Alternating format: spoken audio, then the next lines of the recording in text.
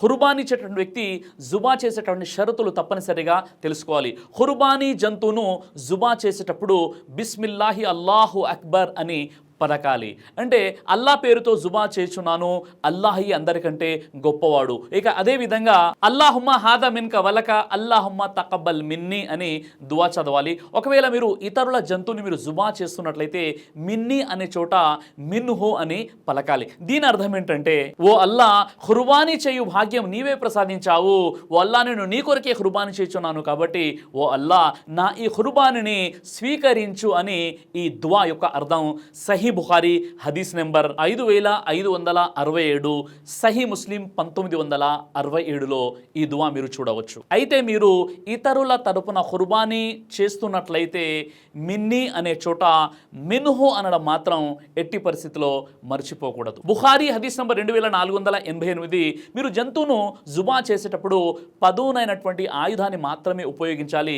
ఎముక, దంతము, గోరు ఇలాంటివి ఎట్టి పరిస్థితుల్లో కూడా ఉపయోగించకూడదు. సహీ ముస్లిం హదీస్ నంబర్ 1968, ఒక జంతువు ముందు మరొక జంతువుని జుబా చేయకూడదు. అంటే ఒక జంతువు చూస్తుండగా మరొక జంతువుని జుబా చేయకూడదు. అదేవిధంగా ఆ జుబా చేసేటటువంటి జంతువు కళ్ళ ముందు కత్తిని పదును పెట్టకూడదని చెప్పారు ప్రవక్త ముహమ్మద్ సల్లల్లాహు అలైహి వసల్లం. జుబా చేసే ముందు జంతువును ఖిబ్లా దిశలో ఉండేలా చూసుకోవాలి. అలాగే జంతువు యొక్క ఆహార నాళాలను, అంటే కంఠరక్త నాళం ఏదైతే ఉంటుందో దానిని పదునైనటువంటి ఆయుధంతో దానిని మనం జుబా చేయాలి.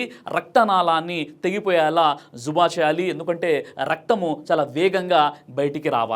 జంతువును ఎడమవైపు పడవేసి కుడి భుజంపై కాలు పెట్టి అదిమి జుబా చేయాలి. ఖుర్బానీ జంతువును జుబా చేసేటటువంటి వ్యక్తి పిచ్చివాడు అయి ఉండకూడదు.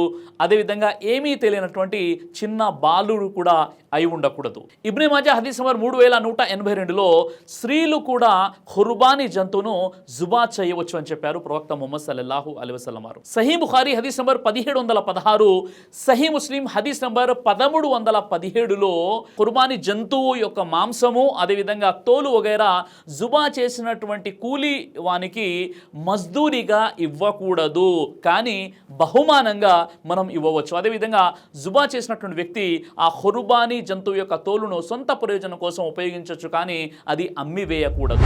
దైవ ప్రవక్త ముహమ్మద్ సల్లల్లాహు అలైహి వసల్లం వారు తెలియజేశారు, కడుపుకు సంబంధించినటువంటి అన్ని రకాల వ్యాధులకు అద్భుతమైనటువంటి ఔషధం తల్బీనా. ఇది దైవ ప్రవక్త వారి సున్నత్, మంచి ఆహారం, ఇమ్యూనిటీ బూస్టర్, ఇందులో షిఫా ఉంది. ఇది మంచి ఔషధంగా కూడా పనిచేస్తుంది. కాబట్టి పిల్లలు అయినా పెద్దలు అయినా ఎవరైనా దీనిని ఉపయోగించవచ్చు. అలాగే ఖురాన్లో దైవం తెలియజేశాడు, తేనెలో మీకు స్వస్థత ఉంది అని. కాబట్టి స్వచ్ఛమైనటువంటి ఫారెస్ట్ హనీ కోసం మీరు సంప్రదించండి. అలాగే పురుషుల కోసం ప్రత్యేకంగా తయారు చేయబడినటువంటి షాహీ హల్వా, ఇది లైంగిక సమస్యలను దూరం చేసి శృంగార సామర్థ్యాన్ని పెంచుతుంది, మీ దాంపత్య జీవితంలో మంచి అనుభూతినిస్తుంది. ఇందులో ఎలాంటి సైడ్ ఎఫెక్ట్స్ లేవు. ఇది కంప్లీట్గా హెర్బల్ ప్రొడక్ట్స్తో తయారు చేయబడినటువంటిది. కాబట్టి స్క్రీన్పై కనిపిస్తున్నటువంటి ఈ నెంబర్స్కి కాల్ చేసి మీరు ఇప్పుడే ఈ ప్రొడక్ట్స్ని ఆర్డర్ చేసుకోవచ్చు. కొరియర్ ఫెసిలిటీ కూడా ఉంది. ఆలస్యం ఎందుకు, వెంటనే ఆర్డర్ చేయండి.